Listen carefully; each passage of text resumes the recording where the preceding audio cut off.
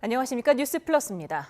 윤석열 대통령 탄핵 심판 선고가 이제 이틀 앞으로 다가왔습니다. 헌법재판관들은 남은 시간 결정문을 다듬는 작업에 집중할 것으로 보입니다. 취재기자를 연결합니다. 이경국 기자.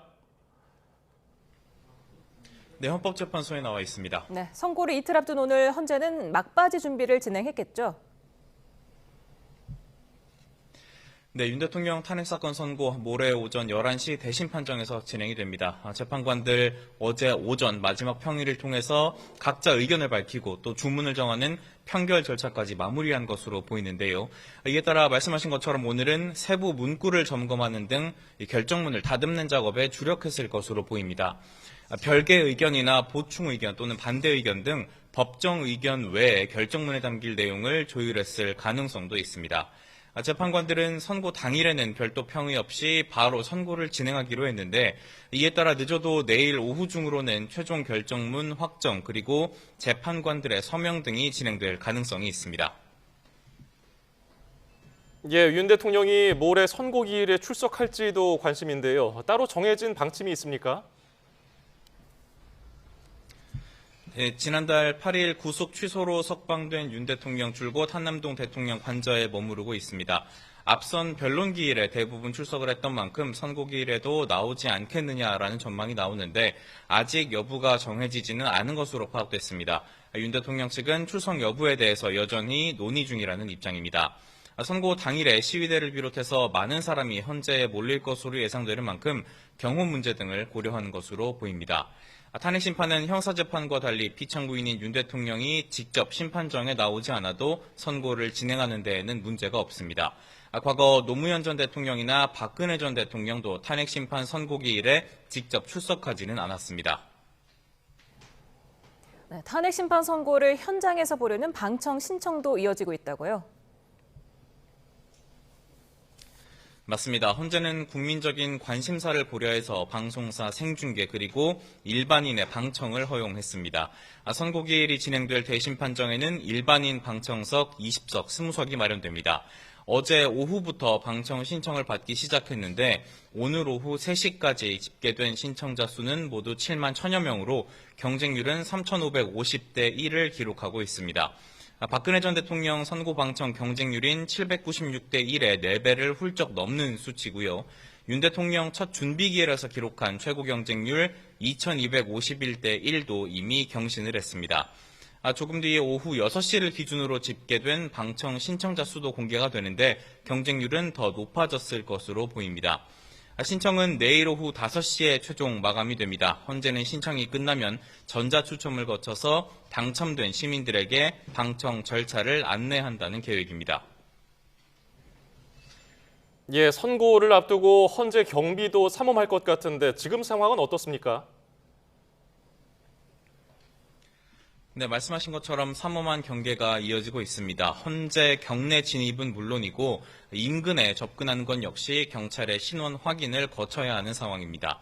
선고일을 지정한 뒤 헌재 본관은 출입을 철저히 통제하고 있고요. 창문 대부분에는 커튼이 내려져 있는 모습도 확인할 수가 있었습니다. 헌재 자체 보안 인원도 이미 증원된 상태입니다. 헌재는 구체적인 내용을 확인해주긴 어렵다면서도 경찰의 상시 동행 경호를 받던 재판관들의 신변 보호 수준도 한층 더 강화됐다고 설명을 했습니다. 또 헌재는 구성원들에게 선고 전까지 보안을 유지해줄 것을 당부했다고 하는데요. 심리 내용 유출을 방지하기 위해서 재판관들을 포함한 내부 직원들, 도시락으로 식사를 하거나 구내식당에서 식사를 해결하는 등 외부 접촉을 최대한 피하고 있는 것으로 전해졌습니다.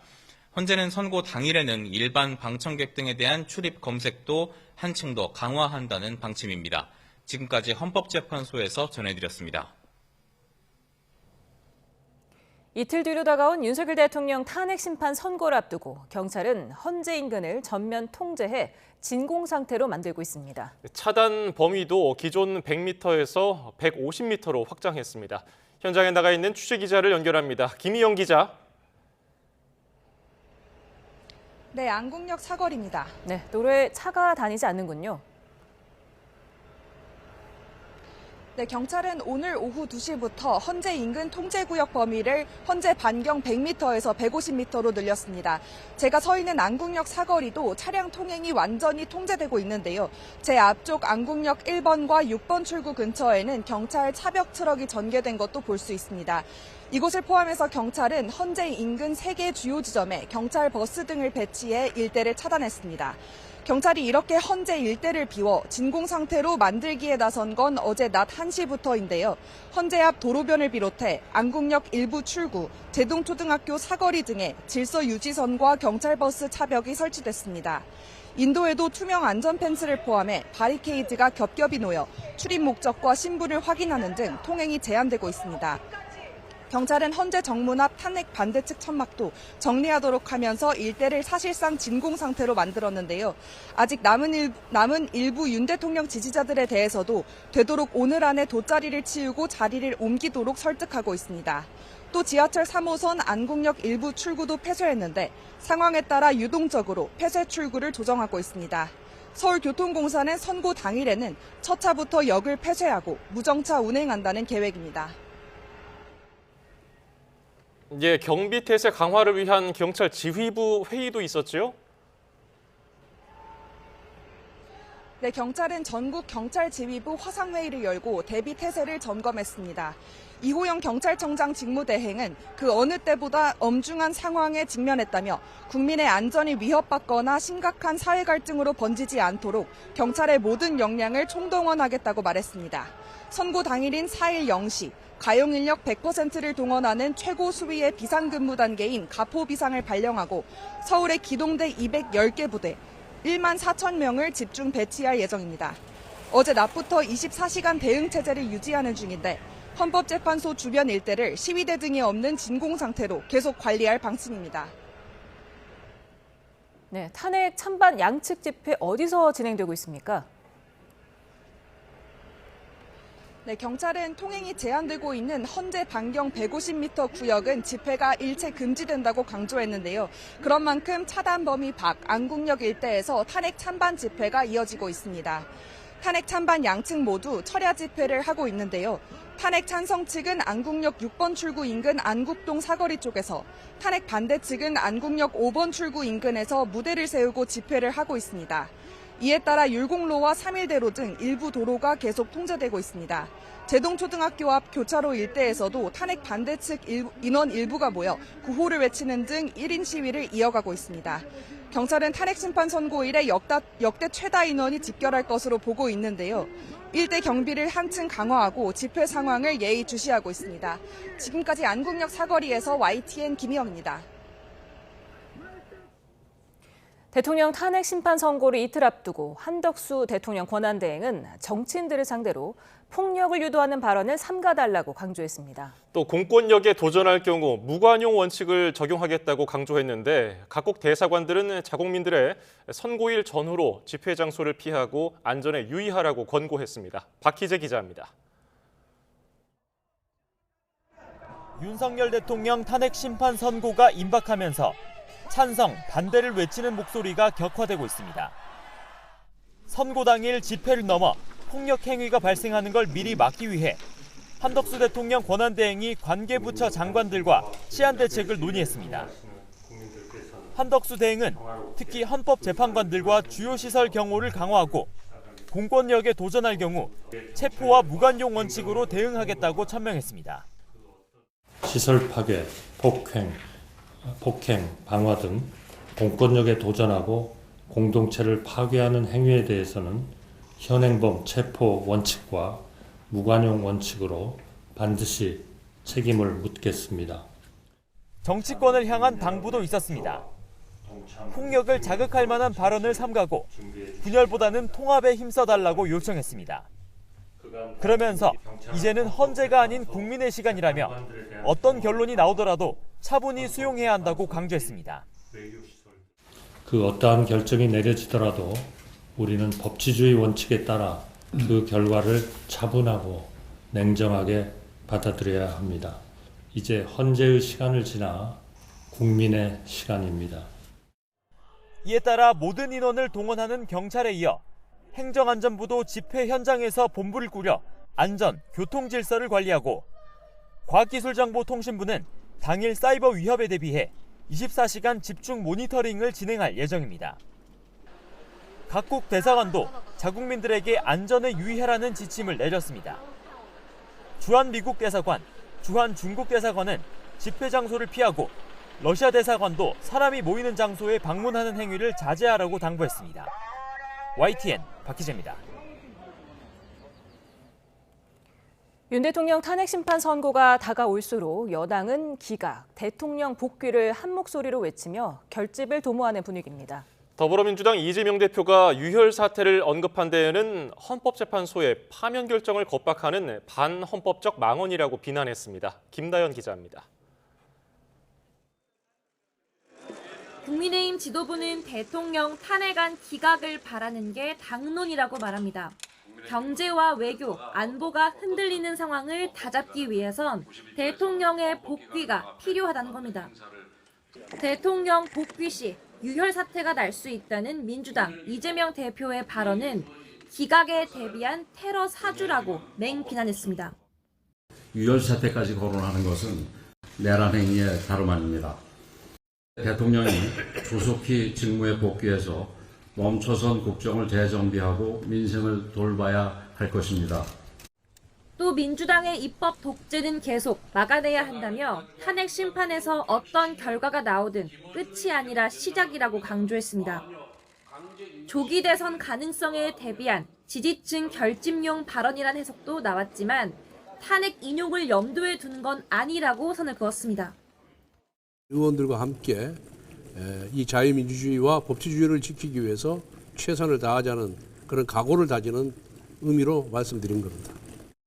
당내에선 여전히 헌법재판관의 탄핵 인용 의견이 정족수에 못 미친다는 관측이 지배적입니다.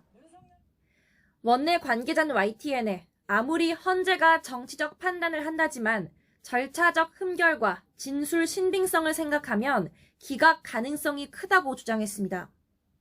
다른 초선 의원은 이재명 대표가 최근 선거법 위반 사건 항소심에서 무죄를 선고받으면서 오히려 헌재의 부담은 줄었다고 분석했습니다. 여기서 대통령을 파면하기까지 하면 사법기관이 이재명 대통령 만들기에 앞장선다는 비판이 따르지 않겠느냐는 취지입니다. 5대 3이던 구도 관측이 4대 4 기각으로 옮겨가는 분위기도 엿보입니다. 야당의 때법식 탄핵을 인용한다면 정치적 공세에 의해 언제든 국정 운영이 마비될 수 있다는 끔찍한 선례를 남기게 되는 것입니다. 여당 지도부는 소속 의원들에게 이번 주는 국회 근처에 비상 대기해달라고 당부했습니다. 대통령의 기사회생 복귀든 아님 파면이든 거대 야당을 상대로 한 투쟁 동력을 최대치로 끌어올리기 위한 조치로 풀이됩니다. YTN 김다연입니다. 더불어민주당은 모레 윤석열 대통령 탄핵 심판 선고에 헌재가 합당한 결론을 내리길 기대한다며 거듭 파면을 촉구했습니다. 이재명 대표는 소속 의원들에게 헌재를 향한 언행을 자제해달라고 당부하는 등 조용하고 신중한 태도, 이른바 로우키 전략을 강조하기도 했습니다. 황보혜경 기자입니다. 윤 대통령 탄핵 심판 선고일이 지정된 뒤 처음으로 공개석상에서 입장을 밝힌 이재명 대표. 너무 많은 시간이 지나 아쉬움이 남는다면서도 선고일이 정해진 건 다행이라고 입을 열었습니다. 헌법재판소가 합당한 판정을 내릴 거라 믿는다며 윤 대통령 탄핵 심판 인용, 즉 파면 기대감을 내비쳤습니다. 헌법 자체를 통째로 파괴하려 한 행위, 그리고 실제 착수한 그 행위에 대해서 헌정 질서를 지키기 위한 결단이 없을 수가 있겠습니까? 최고위원들은 만약 윤 대통령이 직무에 복귀하면 곧장 2차 계엄을 선포할 거라며 파면 필요성에 힘을 실었습니다. 2차 계엄은 윤석열이 살 수 있는 유일한 카드인 셈입니다. 윤석열의 복귀가 계엄 면허증 발급이나 마찬가지라고 거듭 강조하는 이유입니다. 다만 이재명 대표는 당내 의원들에게 헌법재판관을 향한 발언은 자제해달라고 당부했습니다. 최근 당 일각에서 헌재가 의도적으로 선고를 늦추는 것 아니냐는 비판이 터져 나왔는데 이제 선고일이 정해진 만큼 최대한 헌재를 자극하지 않으려는 의도로 풀이됩니다. 이 대표는 또 소상공인연합회와 간담회를 열며 이재용 삼성전자 회장과의 만남 뒤 13일 만에 민생경제 행보에 다시 시동을 걸었습니다. 정치 때문에 오히려 경제가 더 나빠지는 상황을 맞이하고 보니까 참으로 큰 책임감을 느끼는 바입니다. 민주당은 윤 대통령 탄핵 심판 선고일까지 소속 의원 전원에 국회 비상대기령을 내렸습니다. 최근 이재명 대표가 신뢰를 강조하며 헌재를 향해 잇따라 유화적인 메시지를 낸 배경에도 관심이 쏠립니다. YTN 황보혜경입니다.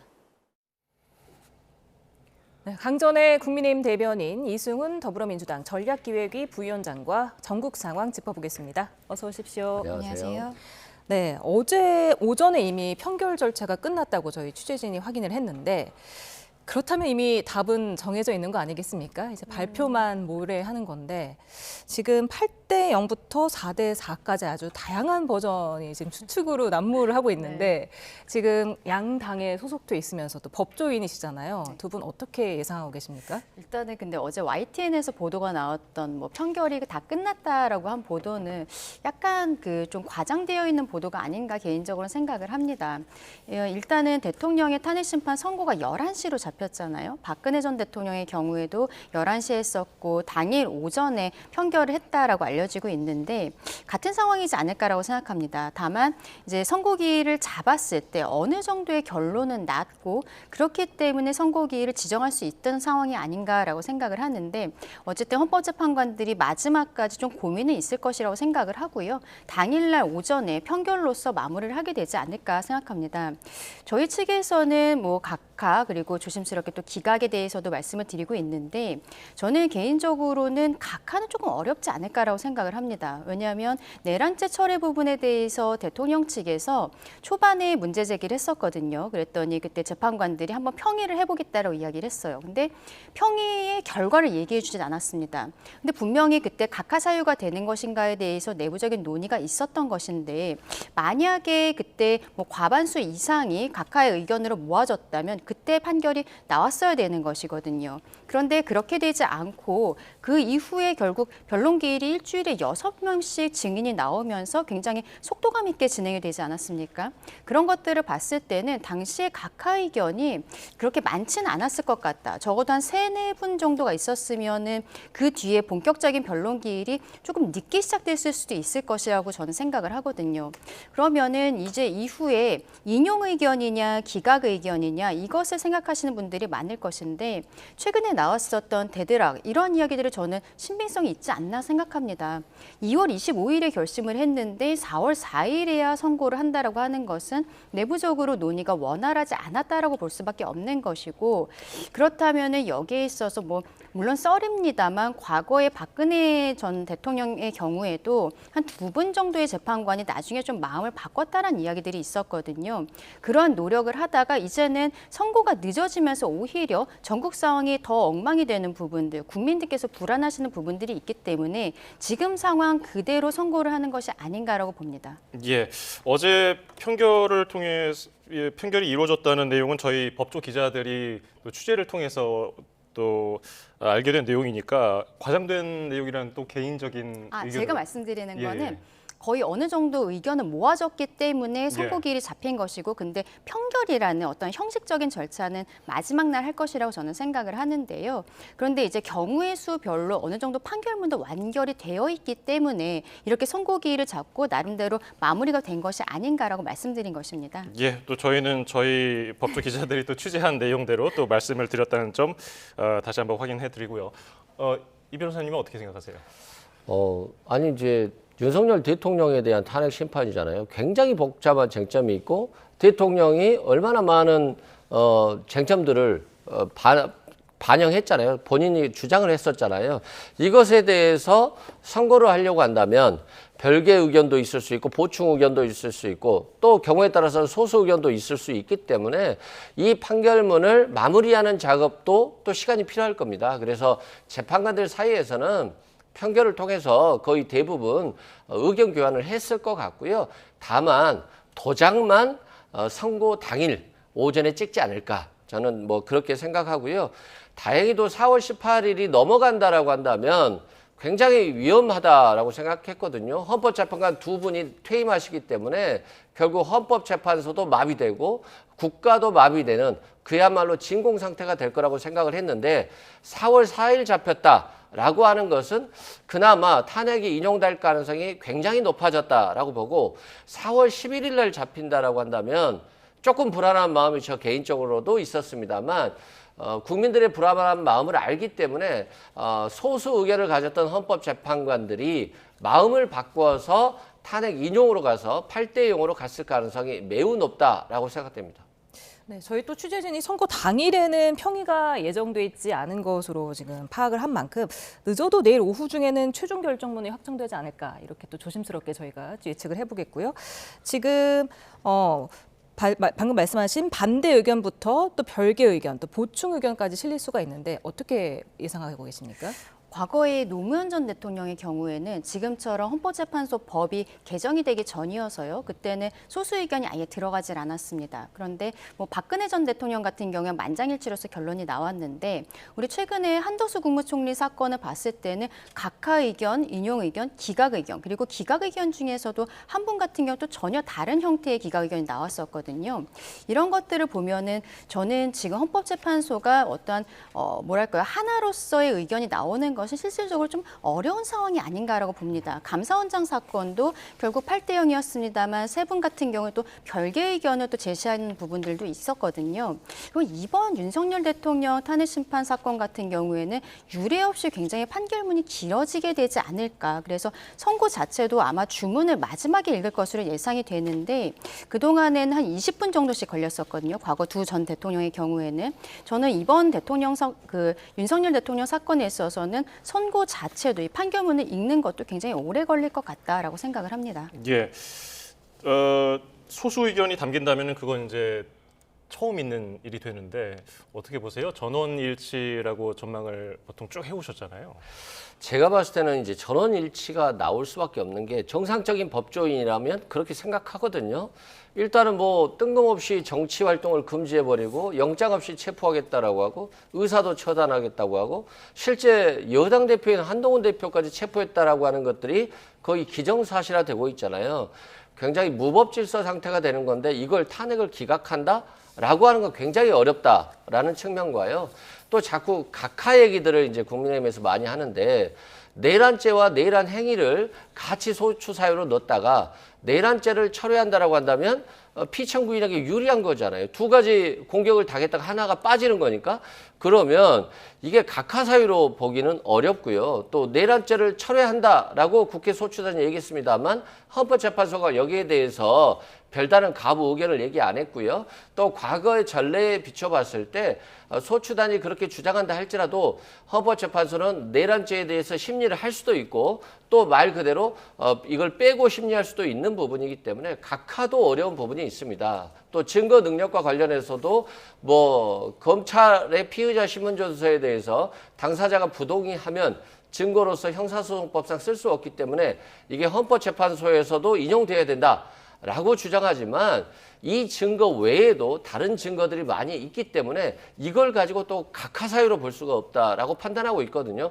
결과적으로는 이재명 대표 재판을 의식해서 보수의 헌법재판관들이 뭐 각하나 기각을 주장하면서 시간을 끌었을 수는 있었지만 결과적으로 판결을 하는 상황에서는 결국 탄핵을 인용할 수밖에 없었을 것이다 라고 예상하고 있습니다. 네, 지금 길 지정 이후에 여야 정치권에선 각각 인용 그리고 기각에 대해서 상반된 예측을 하고 있는데요. 저희가 준비된 목소리 듣고 다시 얘기 나눠보도록 하겠습니다. 모든 국민이 헌법재판소가 정의로운 판결을 내리길 기대하고 있습니다. 8인의 헌법재판관들이 오직 헌법과 법률에 따라 판단하길 바랍니다. 4월 4일 헌법재판관 만장일치로 다음과 같이 주문을 내릴 거라 확신합니다. 주문, 피청구인 대통령 윤석열을 파면한다. 저희가 4대 4라는 이야기를 하는 것은 다른 것이 아니라 그동안의 절차적 하자라든지 이러한 부분에 대한 우리의 주장이 충분히 설득력이 있지 않을까 이렇게 생각을 하고요. 주문은 기각이 나오지 않을까 이렇게 조심스럽게 생각을 해보고요. 그래서 저는 만장일치의 결론은 나오기 어렵다. 잠시만요. 네, 지금 8대 0과 4대 4 굉장히 많은 차이를 보이고 있는데요. 어떻게 들으셨습니까? 일단은 뭐 4대 4, 뭐 5대 3 저희 그렇게 이야기하시는 분들이 있지만 결과적으로는 뚜껑을 열어봐야 되지 않겠습니까? 근데 지금 저렇게 이야기가 나오는 것은 탄핵 심판 선고가 여러 차례 있었던 것이죠. 말하자면 뭐 이진숙 방통위원장의 사건에 있어서도 4대 4로서 결과적으로 기각되지 않았습니까? 그리고 그 이후에 감사원장 사건에 있어서 세 분의 별개 의견이 있었던 것, 국무총리 사건에 있어서도 절차에 대한 부분들을 좀 신경 써서 보시는 재판관들, 그리고 본안 판단에 들어가서도 이것이 위헌 위법하지도 않다라고 봤었던 뭐 김복형 재판관이라든지 이러한 성향들을 파악을 해서 지금 4대 4, 5대 3 이러한 이야기들이 나오는 것으로 보입니다.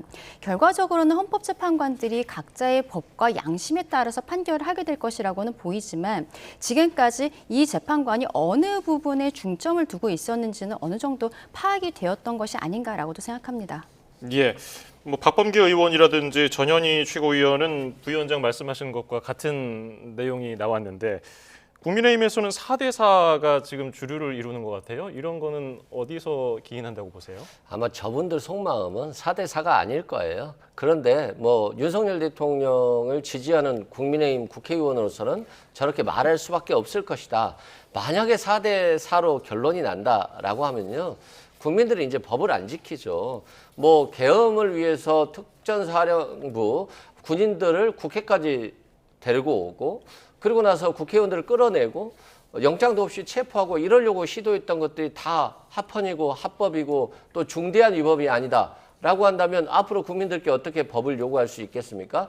마은영 헌법재판관에 대해서도 8대 0으로 위헌이다라고 헌법재판소가 판단했는데 최상목 경제부총리도 그리고 한덕수 대행도 임명하지 않잖아요. 그러면 이건 위법적인 상태를 국가 지도자들이 부추기고 있는 것이기 때문에 만약에 이게 탄핵이 기각된다면 정말 국민의 저항을 맞게 될 것이다. 이런 말씀 드리고요. 헌법재판소가 8대 0이라고 생각하는 또 이유는 이 법원의 재판은 과거에 대한 잘못을 판단하는 거잖아요. 근데 헌법재판소는 상당히 정치적인 부분이 있고요. 또 국가 안정 측면을 강조합니다. 근데 윤석열 대통령이 지금 임기 남은 2년 동안 돌아와서 국정을 운영한다라고 한다면 레임덕이 아니라 데드덕이거든요. 아무것도 할 수 없는 것이고 아무도 국민들이 또 야당이 따라주질 않아요. 그러면 2년간 국가는 혼란 상태고 마치 헌법재판소 주변을 진공 상태로 만들듯이 국가가 진공 상태가 되는 거예요. 이걸 헌법재판소 재판관들이 인용할 수 없죠. 국가가 망국의 길로 가는 것을 인용할 수 있겠습니까? 그렇기 때문에 8대 0으로 탄핵을 인용할 수밖에 없을 것이다 라고 생각됩니다. 네. 또 4대 4를 예상했던 서지영 국민의힘 원내대변인은 오전 11시인 게 또 의미심장하다.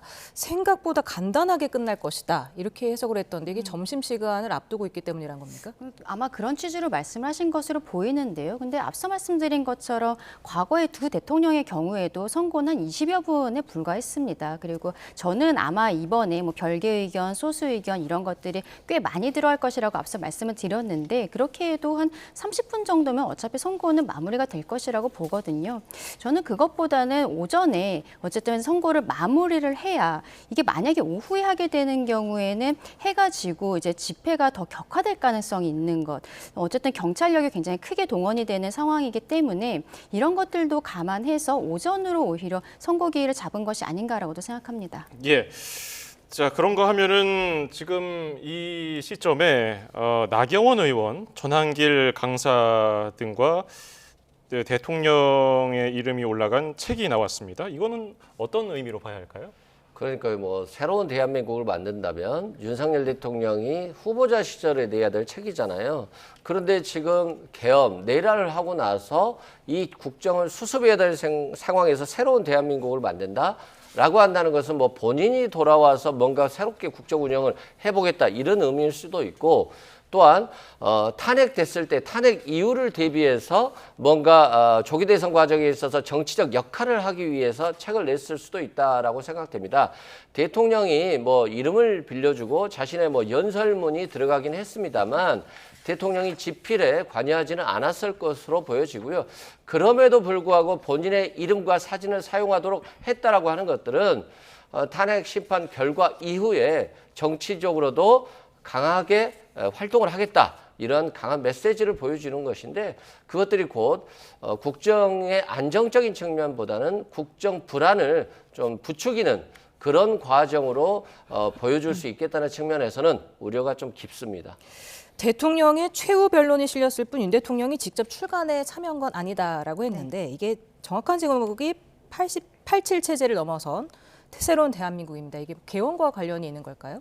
그렇죠. 아무래도 87 체제를 넘어선다라는 표현이 있는 것을 보면은 개헌에 대한 이야기가 분명히 들어갔을 것으로 보이고, 이 안에 들어간 것이 대통령이 탄핵 심판에 최후 진술이 들어가 있다라고 하거든요. 근데 이 최후 진술에서 개헌 그리고 정치 개혁이 본인의 마지막 소명이다라는 이야기를 했기 때문에 그 부분에 방점을 두고서 이 책이 만들어진 것이 아닌가 보입니다. 대통령은 최후 진술 내용만 들어가 있다라고 하는데 뭐 나경원 의원, 김기현 의원 이런 분들이 어떠한 글을 쓰셨는지 지금 정확하게 밝혀지지는 않았습니다만, 아마도 대통령이 생각했었던 비상계엄의 정당성이라든지 그리고 민주당의 폭주에 대응하는 이 방안들이라든지 이런 것들이 책에 담기지 않았을까 싶어요. 그러면은 이 책이 출간이 되었을 때 그 이후의 행보를 생각을 해봐야 될 것 같은데요. 아마 저는 향후에 만약에 조기 대선 국면이 이루어지든 아니면은 혹은 뭐 전당대회 같은 것이 당내에서 이루어지던 간에 뭐 김기현, 나경원 이런 분들은 어쨌든 당내에서 좀 유력한 정치인이기 때문에 이분들이 이 책을 가지고 전국을 북콘서트 같은 것을 하면서 지지자들을 불러 모으는 이런 역할을 하게 되지 않을까라고 생각을 합니다.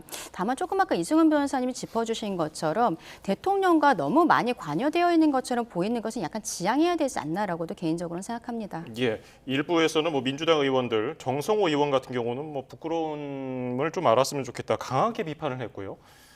뭐 불복 의사를 밝히는 거라는 주장도 있는데, 이런 주장에 대해서는 어떤 생각이세요? 불복 의사는 저희는 전혀 없는 것이고요. 오히려 당 차원에서 여러 차례 승복 메시지를 냈고, 그리고 선거기일이 지정되고서도 역시 원내대표와 그리고 비대위원장이 모두 여기에 대한 메시지를 냈습니다. 지금 승복 의사를 밝히고 있지 않은 것은 오히려 민주당이거든요. 물론 윤석열 대통령의 경우에도 아직까지 정확하게 본인의 입으로서 이야기한 적은 없습니다. 그저 그 이전에 석동현 변호사를 통해서 언론 브리핑 과정에서 승복 메시지를 전하는 부분들이 있었습니다. 저는 대통령 측에서도 대통령은 선거기일에 출석하지 않을 가능성이 높다라고 생각을 합니다만, 그때 변호인들은 출석을 할 것이고, 그럼 변호인들이 들어가기 전에 언론 브리핑을 잠깐 할 것으로 예상이 되는데, 그 과정에서 혹은 선거 직후에 승복 메시지가 나오게 되지 않을까라고 생각을 합니다. 근데 이게 어떠한 결론이 나든지 간에 문제는 여야가 앞으로 우리 대한민국 정치를 어떻게 끌고 나갈 것인지 여기에 대한 책임감을 가져야 된다고 생각하는데, 민주당에서 승복 메시지가 나오지 않는 것을 넘어서서 최근에 굉장히 격한 발언들이 나오고 있는 것들이 있죠. 이런 것들이 굉장히 우려되는 지점이라고 말씀드리고 싶습니다. 네, 말씀하신 대로 여당에서는 지금 기각을 확신하고 있다, 승복 메시지는 자신감의 표현이다, 이렇게도 말을 하고 있는 반면에 이재명 대표는 왜 가해자가 피해자에게 승복을 강요하느냐, 이런 입장이잖아요. 권성동 원내대표가 이재명 대표 재판 하루 전날, 선거 전날 결과에 승복하겠다라고 했잖아요. 근데 무죄 판결 나오니까 승복을 안 하셨잖아요. 그래서 승복은 말로 하는 것이 아니라 마음으로 하는 것이다, 이런 말씀 드리고요. 우리가 가해자가 잘못을 했는데 유죄 판결이 나오면 승복해야죠. 근데 피해자 보고 가해자가 무죄 판결이 나왔다라고 해서 승복하라고 할 수는 없는 부분이고요. 이건 민주당의 문제가 아니라 국민의 문제인 것 같습니다. 국민들이 분명히 윤석열 대통령의 잘못된 내랑 행위에 대해서 목도했고, 이재명 대표, 우원식 의장, 그리고 박찬대 원내대표, 그리고 한동훈 대표까지도 체포될 위험에 있었었는데, 이들에게 승복하라고 할 수 없잖아요. 이들이 승복할 수 있을까요? 자신이 체포되는 것을 넘어서 앞으로 국민들에게 민주주의가 무너지는 영장 없는 체포가 가능해진 사회가 될 뻔했는데, 여기에 대해서 헌법재판관들이 정말로 탄핵을 기각시키는 결정을 내린다라고 한다면 많은 국민들이, 거의 대다수의 국민들이 승복하기는 어려울 것이고 저항권에 직면할 것으로 보여집니다. 예, 선고가 임박하자 정치권에서는 탄핵 심판 결과 승복 여부를 두고서 여러 가지 얘기가 나오고 있는데요. 저희가 그 목소리 듣고 와서 이야기 이어가겠습니다. 민주당은 지금 이제 심판일이 며칠 안 남았습니다만은 지금이라도 어떤 결정이든 이 승복하겠다는 그 얘기를 분명히 해야 됩니다. 어떤 결론이 될지를 모르는 상황입니다. 그럼에도 불구하고 계속해서 일관되게 승복해야 된다라는 얘기를 해왔는데 민주당이 아직까지도 그런 목소리를 제대로 내고 있지 않은 것은 매우 아쉬운 일이고 매우 유감스러운 일이다. 민주당 탄핵이 기각돼도 승복하나요?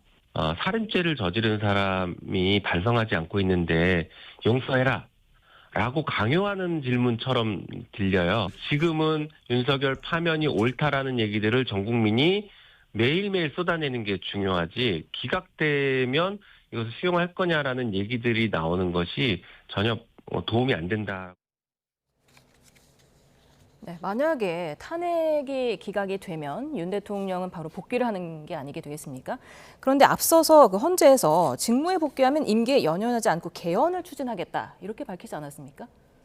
그분 말을 어떻게 믿겠습니까? 국민들께 죄송하다고 기자회견을 통해서 고개를 숙였는데 그 시기에도 내란을 꿈꾸고 있었기 때문에 저는 윤석열 대통령 말은 전혀 믿지 않는다 말씀드리고, 승복이라는 건 굉장히 좋죠. 그런데 만약에 정말 1%의 가능성이라도 탄핵이 기각된다라고 한다면 저도 승복이 안 될 것 같은데요. 그리고 법조인의 90%는 승복을 못 할 겁니다.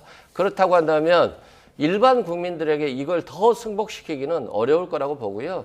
결국 윤석열 대통령에 대한 하야운동, 그리고 정권에 대한 불복운동이 이루어질 것이기 때문에 국가는 국가는 정말 막대한 혼란에 초래되는 거거든요. 그래서 그렇게 이걸 다 알고 있는 헌법재판관들이 탄핵을 기각시킬 가능성은 없다라고 보는 게 이 이유 중에 하나라고 보시면 될 것 같습니다. 예, 만약에 기각이 된다면은, 아니면 각하가 된다면은 윤 대통령이 얘기한 개헌 실제로 추진이 될 건지, 그 점은 어떻게 생각하십니까? 저는 개헌에 대해서 바로 이루어질지는 조금 의문이 있습니다만 어쨌든 여야가 모두 지금 87년 체제에 대해서는 개헌을 해야 된다는 것에 대해서는 공감대를 가지고 있기 때문에 어떠한 정치의 복원이라든지 이런 것들을 봤을 때도 함께 토론회라든지 이런 것들이 계속적으로 진행이 되지 않을까라고 생각을 합니다. 다만 개헌을 하는 데 있어서 어떤 조항을 어떠한 형태로 고칠 것인가 이런 것들이 이제 디테일하게 들어가면은 굉장히 오래 걸릴 것이라고 생각을 하는데요. 그리고 마지막에는 또 우리 국민들께 이 이유라든지 이런 것들도 설득하는 시간들이 필요하지 않겠습니까? 근데 저는 대통령이 돌아온다면 개헌이라는 것에 대해서 어쨌든 논의를 시작하는 것 자체가 대한민국 정치가 복원되는 시작점이 될 수 있을 것 같다라고 생각합니다. 외치는 또 자신이 맡고 내치는 총리에게 맡긴다면서 권한 축소 입장도 밝혔잖아요. 그렇죠. 그거는 지금 개헌을 하지 않는 상황에서도 대통령이 어떤 권한의 분배를 총리와 나누겠다라고 이야기를 한 부분들이 있는데 이런 것들은 정부조직법을 개편을 한다라든지 이런 것들로도 어느 정도 이루어질 수 있는 것이죠. 다만 지금 헌법에서 규정하고 있는 대통령의 역할과 그리고 국무회의의 역할이라는 것은 당연히 갈라져 있는 부분들이 있습니다.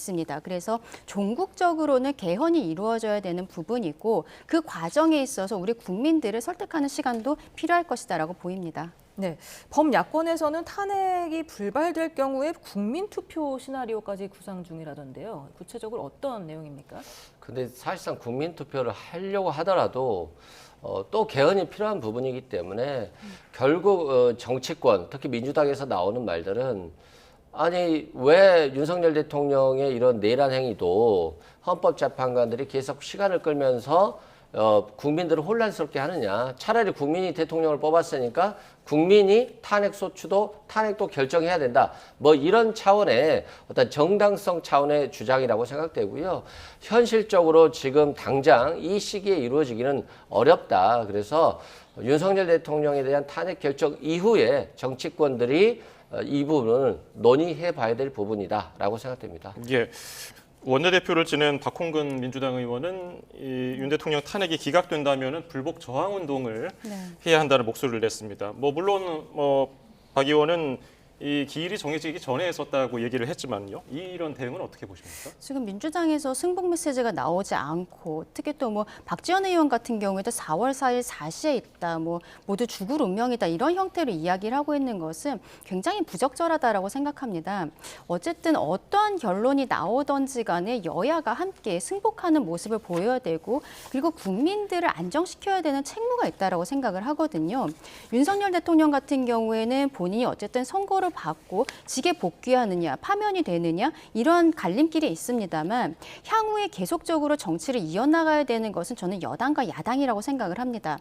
그렇다면 여기에 대해서 민주당이 지금처럼 애매한 스탠스로 이야기를 하고 왜 가해자가 이렇게 이야기를 하느냐라고 이야기할 것이 아니라 어쨌든 민주당도 수권 정당이 되고 싶다라는 것이고 그리고 이재명 대표도 대통령이 되겠다는 사람 아니겠습니까? 그러면은 이 과정에 있어서 우리 국민들께서 불안해하시는 부분들 국민을 하나로 묶는 것이 어떠한 방법인지에 대해서 조금 더 깊이 생각해야 되지 않나라고 보입니다.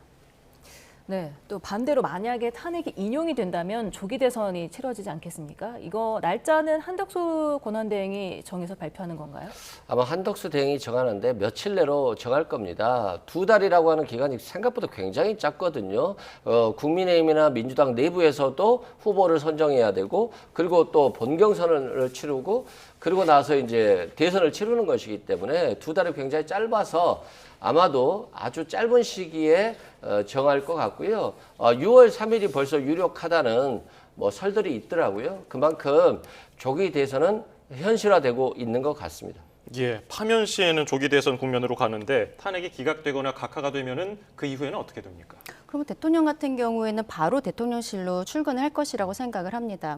과거에 국무총리라든지 이진숙 방통위원장, 그리고 감사원장 이런 분들이 일단은 관저에서 기다리고 있다가 선고가 났을 때, 기각 선고가 났을 때 바로 출근하는 모습들을 보였었거든요. 그래서 저는 대통령이 이번에 헌법재판소에 선고하는 날 출석을 하지는 않을 것이라고 생각을 하는데 관저에서 일단은 기다리고 있으면서 그리고 만약에 파면이 이루어진다면 관저 내에서의 그 메시지가 나올 것이라고 생각을 하고 기각이나 각하 결정이 나온다면 바로 이제 대통령실로 출근하는 모습들 이런 것들을 보여주게 되지 않을까라고 생각합니다.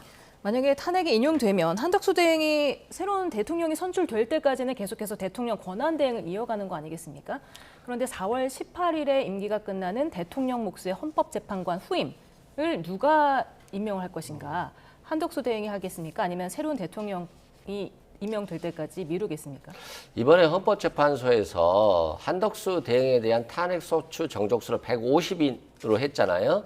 151표라고 하는 것들은 결국에는 대통령보다는 대행의 방점을 줬거든요. 그렇기 때문에 한덕수 대행이 소극적으로 권한을 행사해야 된다라고 했고 이제까지 마은혁 헌법재판관도 자신이 임명할 수 없다. 여야 합의가 있어야 된다라고 끌고 왔었기 때문에 이 기조로 본다면 당연히 임명을 안 하겠죠. 임명한다라고 한다면 국민적인 비판을 굉장히 많이 받을 것으로 생각되는데 워낙 이상한 나라가 되고 있다는 국민들의 생각들이 많아서 이제까지의 행보와 전혀 다른 행보를 취할 가능성도 있고요. 또 윤석열 대통령이 저 개인적으로도 헌법재판소 탄핵 심판 선고일 날 가지 않을 것으로 생각하지만 모든 국민들이 이렇게 생각하고 있는 걸 보니 또 대통령이 정말 가서 정치적으로 뭔가 선동을 하는 그런 모습을 보게 될지도 모른다는 좀 불안감이 밀려오는 것 같습니다. 예, 윤 대통령 모레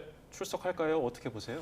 저는 출석하진 않을 것으로 보입니다. 당일날 생중계가 된다는 것은 이미 헌법재판소에서 밝힌 바가 있는데 그러면은 대통령이 어쨌든 어떠한 표정을 짓고 있는지 이것이 생중계로서 보여졌을 때 그 앞에 모여 계신 많은 분들, 지금 기동대가 2만 명이 투입될 정도로 모두가 긴장되어 있는 상황인데 대통령의 얼굴과 육성이 만약에 방송을 통해서 생방송으로 나가면 이 지지자분들 그리고 반대하시는 분들의 감정선을 건드릴 가능성이 있고 그게 굉장히 격한 격화될 가능성이 전 높아진다라고 보거든요. 박근혜 전 대통령의 경우에도 당일에 한 4분 정도가 이제 사망하신 상황들이 있었고 많은 분들이 부상을 당했습니다. 이번에는 그 가능성이 더 높은 상황이고 또 여야가 함께 승복의 메시지를 내지 못하고 있는 상황이기 때문에 이런 안전의 문제를 보더라도 대통령은 결정문이 나올 때에는 출석하지 않을 가능성이 높지 않을까라고 생각합니다. 네, 이렇게 생중계를 하는데 또 일반인 방청은 20석을 또 신청을 받지 않습니까? 그 이유는 뭡니까? 아무래도 헌법재판소에서 국회 소추단과 피청구인 측만 있다라고 한다면 뭔가 좀 공정해 보이지 않는 좀 모습이 보일 수도 있고 대한민국 대통령에 대한 탄핵 심판을 결정하는 것이기 때문에 그 심판장에 국민이 함께한다. 이런 어떤 정치적인 모습도 보여주기 때문에 아마도 일반인 방청을 한 것 같고요. 또 원래 생방이 아니지 않았습니까? 근데 생방송을 한다라고 하는 것들은 국민들께 조금이나마 헌법재판소 결정에 있어서 오해가 없도록 그대로 보여주는 것이다. 그리고 그만큼 대통령에 대한 탄핵 결정은 대한민국의 역사를 바꾸는 결정이기 때문이라고 생각됩니다. 네. 지금 지난해 한 방청인이 금속 탐지가 되지 않는 세라믹으로 만든 흉기를 재판정에 들고 갔다가 피고인을 찌른 사건이 서울 남부지법에서 있지 않았습니까? 그 이후로 좀 신체 수색이나 뭐 짐 수색을 좀 강화한 면이 있었습니까?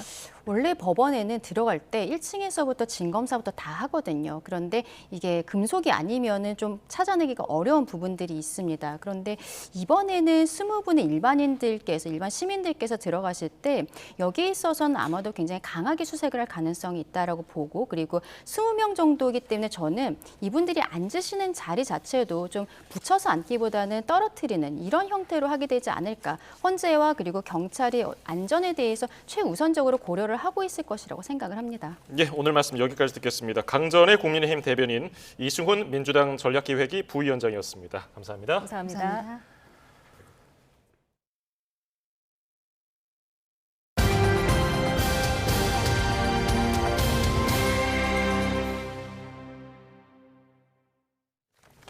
중앙선관위는 4.2 재보궐선거에서 오후 6시 기준 부산교육감 투표율은 19.8%, 5곳의 기초자치단체장은 33.9%로 집계됐다고 밝혔습니다. 기초단체장 투표율을 세부적으로 보면 서울 구로구청장은 22.7%, 충남 아산시장은 34.7%, 전남 담양군수 60.4%로 나타났습니다. 경북 김천시장 재선거 투표율은 43.2%로 집계됐고 경남 거제시장 재선거는 41.8%로 파악됐습니다. 지난달 28일에서 29일 실시한 사전투표는 거소투표 등과 함께 오늘 오후 1시부터 투표율에 합산됐습니다. 오늘 본투표는 저녁 8시까지 진행됩니다. 트럼프 미 대통령의 상호 관세 발표를 하루 앞두고 백악관은 내일 발표 즉시 효력이 발휘될 거라고 밝혔습니다. 여전히 세부 내용이 베일에 쌓인 가운데 블룸버그는 한국의 세율이 16%로 주요국 가운데 가장 낮을 거라는 추산을 내놨습니다. 워싱턴 권준기 특파원입니다.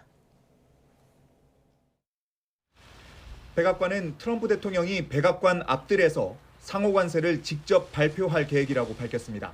관세 효력은 발표 즉시 발휘될 예정이라며 미국 해방의 날이 될 거라고 강조했습니다. They're not going to be wrong. It is going to work. And we are focused on restoring the golden age of America and making America a manufacturing superpower. And again, Peter, I would point you to the investments that have already trickled into this country. 거의 모든 수입품에 20% 단일 세율을 적용할 거란 보도가 나왔지만 백악관은 확인하지 않았습니다. 트럼프 대통령이 막판까지 최종안을 다듬고 있다며 세부 사항은 공개할 수 없다고 말했습니다.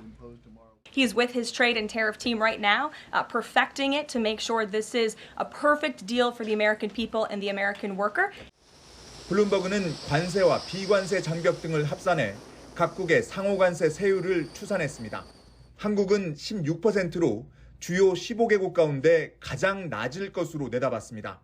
FTA로 관세가 거의 없고 비관세 장벽도 상대적으로 약하다는 점이 고려된 추정치입니다. 상호관세 발표를 앞두고 중국은 단호한 반격을 경고했고 유럽연합도 보복에 나설 강력한 계획이 있다고 강조했습니다. 반면 멕시코는 미국이 원하는 범죄자를 넘기겠다며 범죄인 인도를 관세 협상에 활용할 뜻을 내비쳤습니다. 뉴욕타임스는 최근 한중일 경제통상장관 회의를 언급하며 세 나라가 트럼프 관세에 공동 대응할 움직임을 보이고 있다고 전했습니다. 워싱턴에서 YTN 권준기입니다. 미국의 상호 관세 발표가 임박하면서 우리 산업계는 바짝 긴장하고 있습니다. 특히 이미 품목별 관세가 부과되거나 부과가 예정된 철강과 자동차는 이중 관세에 직면할 거란 우려도 커지고 있는데요. 긴장 속에 미국의 발표를 기다리고 있는 정부는 곧바로 대책 마련에 들어갈 방침입니다. 최아영 기자입니다. 트럼프 미국 대통령과 나란히 서서 31조 원 규모 대미 투자 계획을 발표한 정의선 현대차 그룹 회장. 트럼프 대통령은 관세 효과임을 강조했습니다. This investment is a clear demonstration that tariffs very strongly work.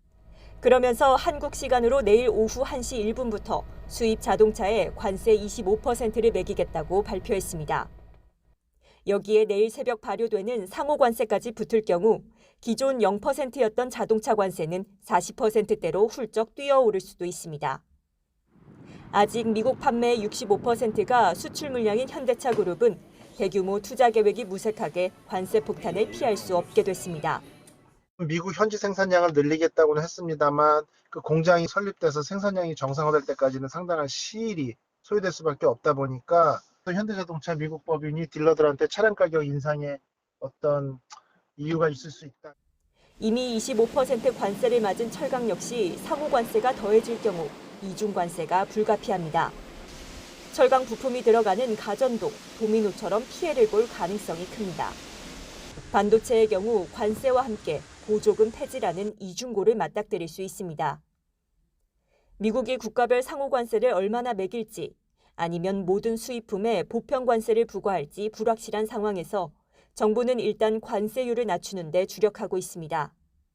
현실적으로 면제가 불가능한 경우에는 기타 우리 산업계가 불이익을 최소화할 수 있는 그런 대안을 만들 수 있도록.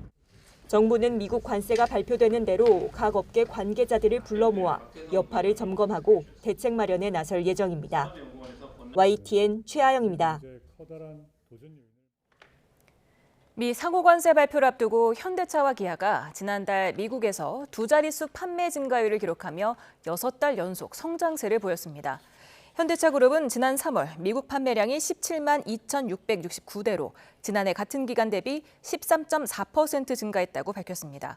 현대차가 13.7% 증가한 9만 4,129대를, 기아가 13.1% 늘어난 7만 8,540대를 판매했는데 모두 3월 기준 역대 최다 판매량입니다.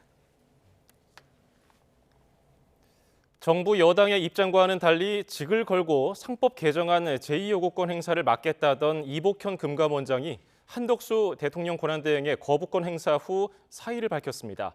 다만 이른바 F4로 불리는 금융당국 수장들이 말려서 일단 사의를 보류하기로 했다고 말했습니다. 류환홍 기자입니다.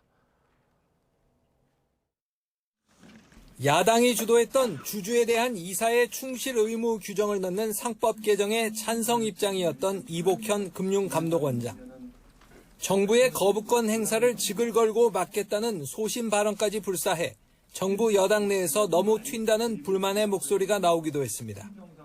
그랬던 이 원장이 한덕수 대통령 권한대행의 거부권 행사 후 사의를 표명했었고 주위의 만류로 보류했다고 털어놨습니다. 제가 금융위원장 말씀드리니까 부총리님이랑 하는 총재께서 또 전화를 주시고 연락을 주셔갖고 지금 시장 상황이 너무 어려운데 네가 경거망동하면 안 된다고 자꾸 이렇게 말리시길래 아니 그래도 저도 공직자고 말이 뱉어놓은 게 있는데 뭐 이렇게 그런 얘기를 했더니 내일 아침에 F4를 하자고 하시면서 미국의 상호관세 부과 행정명령 발표 등 급한 현안이 있는 상황에서 F4로 불리는 금융당국 수장들의 만류로 잠시 보류했다는 취지였습니다. 이 원장은 이어 오는 4일 헌법재판소의 탄핵 심판 선고 후 만약 대통령이 현직에 복귀하면 직접 사의를 표명하겠다고 말했습니다. 저도 어쨌든 임명권자가 대통령님이 이상 어떤 입장 표명을 하더라도 사실 할 수만 있으면 대통령께 말씀드리는 게 제일 현명한 게 아닐까 이렇게. 이런 이복현 원장의 돌출 행동에 대해 함께 금융 현안을 논의하는 금융당국 수장들조차 불편한 기색을 드러내기도 했습니다. 굉장히 상법 지금 개정하는 내용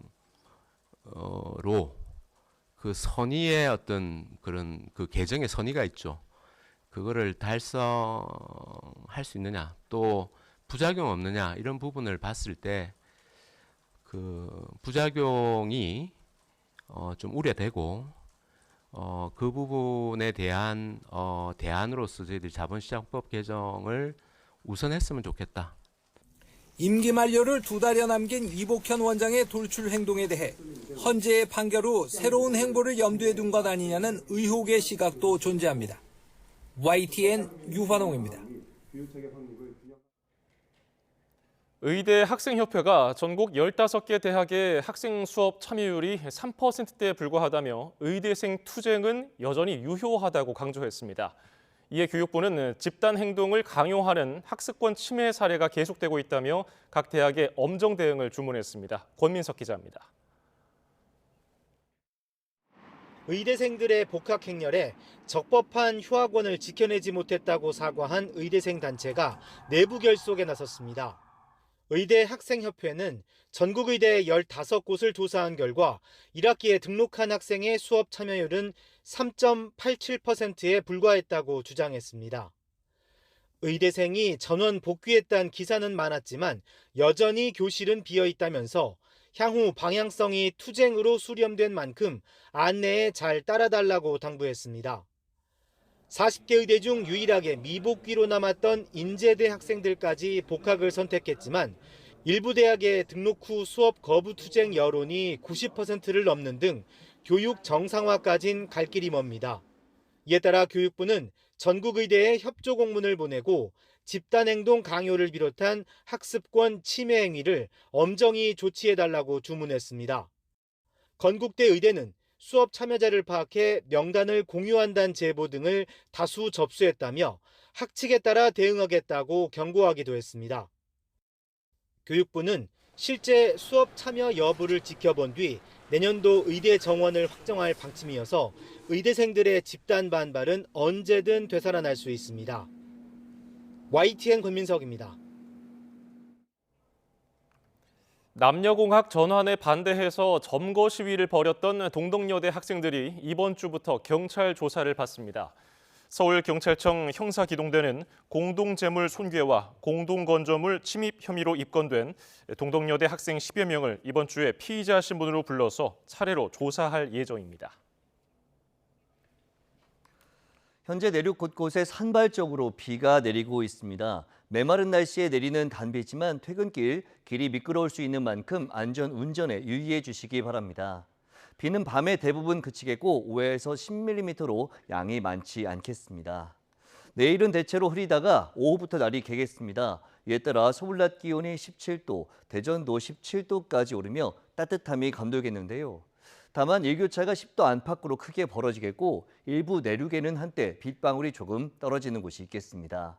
또 수도권과 충남을 중심으로는 초미세먼지 농도가 짙게 나타나는 곳이 있겠습니다. 날씨 정보였습니다.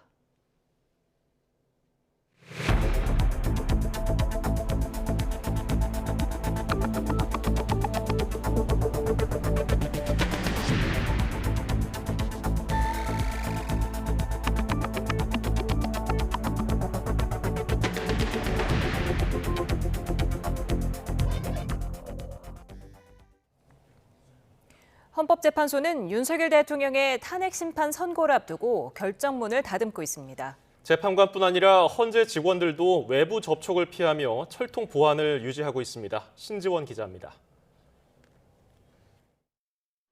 윤석열 대통령의 탄핵 심판 결론을 내린 헌법재판소는 마지막까지 신중하게 결정문을 다듬고 있습니다. 사실상 판결 절차를 마친 만큼 재판관들이 결정문의 세부적인 문구를 보완하고 서명하는 절차만 남은 셈입니다. 만약 별개 의견이나 보충 의견이 있다면 해당 재판관이 법정 의견 초안을 바탕으로 직접 의견을 작성할 수 있습니다. 또 선고 당일 낭독할 결정문과 보도자료 등에 오류가 있는지 막판까지 꼼꼼히 확인할 전망입니다. 헌재 관계자는 다만 공식적으로는 선고 직전까지 심리가 계속된다고 밝혔습니다. 탄핵 심판 선고를 사흘 앞둔 시점에 이미 윤 대통령에 대한 파면이나 탄핵 기각, 각하 등 결론이 정해진 가운데 헌법재판관들은 어느 때보다 보안 유지에 주의를 기울이고 있습니다. 재판관과 직원은 창문 커튼을 내리고 구내 식당이나 도시락으로 점심을 해결하는 등 외부인 접촉을 피하고 있습니다. 재판관 8명의 전담 경호 인력이 늘어나는 등 신변 보호 수중도 한층 강화됐습니다. 박근혜 전 대통령 당시에는 재판관들의 출근길이 화제가 되기도 했는데 이번에도 윤 대통령 탄핵 심판 선고 당일 출근길에 오른 재판관들의 표정에 관심이 쏠릴 전망입니다. YTN 신지원입니다. 윤석열 대통령 탄핵 심판 선고를 앞두고 헌법재판관 8인의 앞선 판단에도 관심이 쏠립니다. 대체로 통일된 의견을 내면서도 재판관들은 대립적인 모습을 보일 때도 있었습니다. 권준수 기자가 정리했습니다.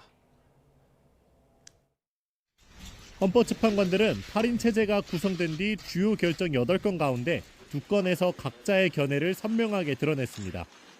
가장 먼저 지난 1월 15일 이진숙 방송통신위원장 탄핵 심판에선 재판관 견해가 4대4로 극명하게 엇갈리며 국회의 탄핵 소추를 기각했습니다. 김영두, 정영식, 김복형, 조한창 재판관은 방통위원 2인 의결에 법적 하자가 없다고 봤습니다. 반면 문영배, 이미선, 정정미, 정계선 재판관은 이 위원장이 방통위법을 중대하게 위반했으므로 파면해야 한다고 판단했습니다. 또 지난달 말에 나온 한덕수 국무총리 탄핵 심판에서는 재판관 의견이 기각 5, 각하 2, 인용 1로 나뉘었습니다. 기각 결정안에서도 문영배, 이미선, 김영두, 정정미 재판관은 위헌 위법이 있지만 파면할 정도는 아니라고 봤고 김복형 재판관은 위헌 위법도 없다는 독자적인 의견을 냈습니다. 반면 정계선 재판관은 헌법재판관 후보자 임명 거부 등이 파면을 정당화할 중대한 잘못이라며 인용 의견을 냈는데 정영식, 조한창 재판관은 국회가 한 총리를 탄핵하면서 대통령 기준 의결 정족수를 적용해야 했다고 판단했습니다. 다만 다른 주요 사건들에선 전원일치로 결정을 내리는 경향이 짙었습니다. 지난 2월 우원식 국회의장이 국회를 대표해 청구한 권한쟁의 심판뿐만 아니라 최재해 감사원장과 이창수 서울중앙지검장 등에 대한 탄핵 심판에서 8인 재판관은 기각 결정을 선고했습니다. 세부 쟁점에 관해 일부 재판관이 별개 의견을 내기도 했지만 대체로 통일된 견해를 보여온 겁니다. 윤 대통령 사건은 헌법에 따라 파면 결정에는 재판관 6인 이상의 찬성이 필요하고 5대3 혹은 4대4 등 견해가 엇갈려 인용 의견이 6인에 못 미칠 경우 탄핵 소추를 기각하게 됩니다. YTN 권준수입니다. 한덕수 대통령 권한대행은 윤 대통령 탄핵 심판 선고와 관련해 불법 집회나 시위에 대해서는 무관용 원칙으로 반드시 책임을 묻겠다고 밝혔습니다. 헌재의 시간을 지나 이제 국민의 시간이라면서 어떤 결과가 나오든 차분하고 냉정하게 받아들여야 한다고도 강조했습니다. 직접 들어보시죠. 정부는 그 어떤 불법적이거나 폭력적인 행위도 결단코 용납하지 않겠습니다. 시설 파괴, 폭행, 방화 등 공권력에 도전하고 공동체를 파괴하는 행위에 대해서는 현행범 체포 원칙과 무관용 원칙으로 반드시 책임을 묻겠습니다. 그 어떠한 결정이 내려지더라도 우리는 법치주의 원칙에 따라 그 결과를 차분하고 냉정하게 받아들여야 합니다. 이제 헌재의 시간을 지나 국민의 시간입니다.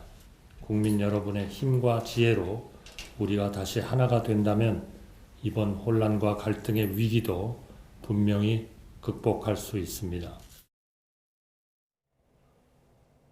여야는 서로를 향해 윤 대통령 탄핵 심판 선고에 승복하라고 요구하며 공방을 이어가고 있습니다. 국민의힘은 야당이 공식적인 승복 메시지를 내지 않았다고 지적했고 더불어민주당은 승복은 계엄 사태 가해자인 윤석열 대통령 몫이라고 맞섰습니다. 임성재 기자입니다. 국민의힘은 오는 4일 윤 대통령 탄핵 심판 선고에 민주당이 어떤 결정이 나오든 승복하겠다는 의사를 분명하게 밝혀야 한다고 목소리를 높였습니다. 이재명 대표가 최근 유튜브 방송에서 승복을 시사하는 발언은 했지만 공식 회의나 회견에선 관련 메시지를 내지 않은 걸 지적한 겁니다. 지금이라도 어떤 결정이든 승복하겠다는 그 얘기를 분명히 해야 됩니다. 윤 대통령 복귀 땐 유혈 사태가 초래될 가능성이 있다고 한 이 대표의 최근 발언에도 기각 또는 각하 결정에 불복 의사가 담겼다는 판단도 깔린 것으로 보입니다. 이에 반해 윤 대통령은 이미 헌재 심판 과정에서 변호인단을 통해 승복 의사를 내비쳤다는 점도 상기시켰습니다. 민주당은 그러나 헌재의 파면 결정에 승복해야 할 건 윤 대통령이라고 맞받았습니다. 지난해 말 비상계엄 선포로 국가적 혼란을 만든 가해자는 윤 대통령이란 논리와 맥이 닿아 있습니다. 이 입장 여전히 변함없다고 보면 될까요? 승복은 윤석열이 하는 겁니다. 당내에선 피해자인 국민과 야당에 여당이 승복을 촉구하는 건 어불성설이란 반발이 잇따르고 있습니다. 국민의힘은 당 지도부의 승복 발언 등 가식적인 말잔치가 아닌 윤 대통령 본인의 승복이나 당장 받아내란 겁니다. 다만 정치권 원로들 사이에선 국회 교섭단체라면 탄핵 심판 결론에 100% 승복한다는 메시지를 동시에 공개적으로 표명해야 한다는 의견이 적지 않습니다. 선고 승복을 둘러싼 여야 공방은 탄핵 찬반으로 나뉜 진영 갈등이 그만큼 깊다는 걸 방증한다는 해석이 많습니다. 결국 윤 대통령과 이 대표 두 사람의 뚜렷한 승복 선언이 필요할 정도로 우려스러운 상황이란 건데 어떤 결과든 탄핵 선고 이후 국민 통합은 정치권 최대 과제가 될 거란 전망입니다. YTN 임성재입니다. 헌재 윤 대통령 탄핵 심판 선고일이 다가오며 대통령실은 차분한 분위기 속에서도 긴장감이 흐르고 있습니다. 결과를 예측하기 힘든 만큼 인용과 직무 복귀 모두를 물밑에서 대비하고 있는 것으로 보입니다. 신윤정 기자입니다. 헌재 선고를 이틀 앞두고 대통령실은 침묵을 이어갔습니다. 헌재가 사실상 결론을 낸 것으로 전해졌지만 근거 불분명한 소문만 떠돌면서 더욱 결과에 촉각을 곤두세우는 기류도 감지됩니다. 어느 한쪽에 무게를 두기 힘든 만큼 물밑에선 탄핵안 인용과 직무복귀 모두 가능성을 열어두고 대비하는 것으로 알려졌습니다. 윤 대통령이 돌아올 경우 선고 당일 용산을 찾을 가능성이 큰 만큼 참모진은 우선 업무 보고와 함께 정상외교 재가동 등을 준비하고 있습니다. 여권 관계자는 윤 대통령이 직무에 복귀하면 개헌 등을 포함한 대국민 담화도 준비하고 있다며 내용과 발표 시기 등을 윤 대통령이 고심하고 있는 것으로 안다고 밝혔습니다. 반면 윤 대통령이 파면될 경우 대통령실의 주요 업무는 한덕수 권한대행 체제 속에 축소가 불가피할 전망입니다. 일부 수석실의 경우 총리실과 기능이 겹치는데 총리실이 주요 국정 운영의 주도권을 쥐게 되기 때문입니다. 비상계엄 사태 뒤 이미 사의를 밝힌 참모진은 한대행에게 다시 사의를 표명할 가능성이 큽니다. 여기에 실무진도 여당으로 돌아가 조기 대선을 지원하거나 대통령 기록물 이관이나 업무 인수인계 등을 마무리하는 대로 용산을 떠나게 됩니다. 윤 대통령과 정권의 명운을 가를 헌재 선고가 임박할수록 대통령실 안팎의 적막감과 긴장감은 고조될 것으로 전망됩니다. YTN 신윤정입니다. 이런 상황에서 야당이 추진하는 최상목 경제부총리 탄핵 소추안이 국회 본회의에 보고됐습니다. 국민의힘은 경제사령탑인 최 부총리 탄핵은 경제 테러라며 비판했고 더불어민주당은 대통령 권한대행 시절의 헌법 의무 미이행에 끝까지 책임을 묻겠다고 맞섰습니다. 이준엽 기자입니다. 야당이 추진하는 최상목 부총리 탄핵소추안이 국회 본회의에 보고되면서 이젠 표결 절차만 남게 됐습니다. 탄핵안은 본회의 보고 뒤 24시간 이후 72시간 이내 처리하지 않으면 자동 폐기되는데 표결 대신 조사를 위해 법제사법위원회로 넘어갈 수도 있습니다. 188인으로부터 기획재정부 장관 최상목 탄핵소추안이 발의되었습니다. 국민의힘은 밖으로는 AI와 관세전쟁, 안으로는 민생경제 위기가 엄중한 시기에 탄핵을 꺼낸 건 대한민국 경제에 대한 테러라고 나를 세웠습니다. 이미 권한대행도 아니고 대통령 탄핵 선고까지 앞둔 상황에서 분풀이 보복용 탄핵 아니냐는 겁니다. 민생의 고통을 조금이라도 헤아린다면 즉시 최상목 부총리에 대한 탄핵안을 처리해야 됩니다. 반면 민주당은 한덕수 총리와 최 부총리가 국회목 헌법재판관을 진작에 임명했다면 탄핵 심판은 이미 끝났을 거라고 응수했습니다. 특히 선고 기일이 정해지며 구인체제 선고가 불발된 만큼 한 총리는 헌재 결정에 불복하고 탄핵 심판을 방해한 혐의가 확정된 거라고 주장했습니다. 헌법적 의무 미희행에 대해서는 끝까지 책임을 물어야 합니다. 이런 가운데 본회의에선 마은혁 헌법재판관 임명 촉구 결의안 찬성 토론 중 국민의힘 박충권 의원이 마 후보자는 공산주의자라는 취지로 비난해 여야 사이 고성이 오가기도 했습니다. 헌법은 우리가 통과해온 피와 눈물로 만든 민주주의 결실이자 헌정과 민주주의를 지키는 최소한의 울타리입니다. 그래서 민주당은 윤 대통령 탄핵 심판 선고를 본 뒤 한덕수 총리와 최상목 부총리에 대한 이른바 쌍탄핵 강행 여부를 최종 결정한다는 방침입니다. 물론 여당을 중심으로 윤 대통령이 파면되든 직무에 복귀하든 탄핵안의 실효성은 없다는 반론도 적잖은 상황입니다. YTN 이준엽입니다. 윤 대통령 탄핵 심판 선고 당일 서울 도심 곳곳에서 대규모 찬반 집회가 열리면서 수십만 명의 인파가 몰릴 것으로 보입니다. 찬반 단체들은 헌법재판소가 있는 종로와 광화문 일대에 총집결을 예고했는데 선고 결과에 따라서 양측 분위기는 극명하게 갈릴 것으로 보입니다. 이현정 기자입니다. 윤석열 대통령 탄핵 심판 선고 당일 찬반 단체는 서울 도심 곳곳에서 총력전을 예고했습니다. 탄핵에 찬성하는 비상행동은 광화문 동십자각부터 안국역 구간의 총집결에 즉각 파면을 촉구하는 집회를 열고 오전 11시 선고 결과를 생중계로 지켜볼 예정입니다. 같은 시간 대한민국 바로 세우기 운동본부 역시 700m 정도 떨어진 동화면세점 앞에서 대규모 집회를 열고 탄핵 반대를 외칩니다. 윤 대통령 관저가 있는 서울 한남동에도 인파가 몰릴 것으로 예상됩니다. 촛불 행동은 선고 당일 관저 인근에 모여 다 함께 결과를 확인하고 탄핵안이 인용될 경우 서울시청 광장으로 이동해 축하 콘서트를 개최한다는 계획입니다. 일부 윤 대통령 지지자들도 관저 앞에 모일 예정인데 바라던 대로 탄핵안이 기각된다면 인파는 늘어날 것으로 보입니다. 헌법재판소 근처에서는 이미 24시간 철야 집회가 시작됐습니다. 대국본 등 탄핵 반대 측은 지난달 10일부터 안국역 근처에서 연일 밤샘 농성을 하고 있는데 선고일 지정 이후 참가자가 늘어나는 분위기입니다. 탄핵에 찬성하는 비상행동 측은 광화문 인근에서 밤샘 농성을 이어가는 가운데 민주노총도 선고 전날인 내일 안국역 앞에서 철야 농성에 돌입할 예정입니다. 12.3 비상계엄 사태 이후 진행돼 온 양측 집회 규모를 고려하면 선고 당일 서울 도심에 모이는 인파는 수십만 명대에 이를 거란 관측이 나옵니다. YTN 이현정입니다. 경찰은 모레 윤 대통령 탄핵 심판 선고일에 역대 최다 인원이 모일 가능성을 고려해 대비하고 있습니다. 선고 직후 충돌 사태가 벌어질 경우에 대비해서 전국에 가포 비상을 발령하고 경찰의 역량을 총동원해서 대응한다는 방침입니다. 정현호 기자입니다. 경찰은 윤석열 대통령 탄핵 심판 선고일을 이틀 앞두고 전국 지휘부 화상회의를 진행했습니다. 선고 당일 역대 최대 인파가 몰릴 가능성에 대비해 경비태세를 점검했습니다. 이호영 경찰청장 직무대행은 특히 선고 직후 일부 군중이 격앙돼 극렬 시위가 벌어질 우려가 크다며 경찰력을 총동원해 대응하겠다고 강조했습니다. 선고일 전국에 가포 비상을 발령하는 등 치안이 안정될 때까지 전국의 비상근무 태세를 유지하겠습니다. 선고 당일 0시 발령 예정인 가포 비상은 최고 수준의 비상근무 체계로 경찰력을 100% 동원할 수 있습니다.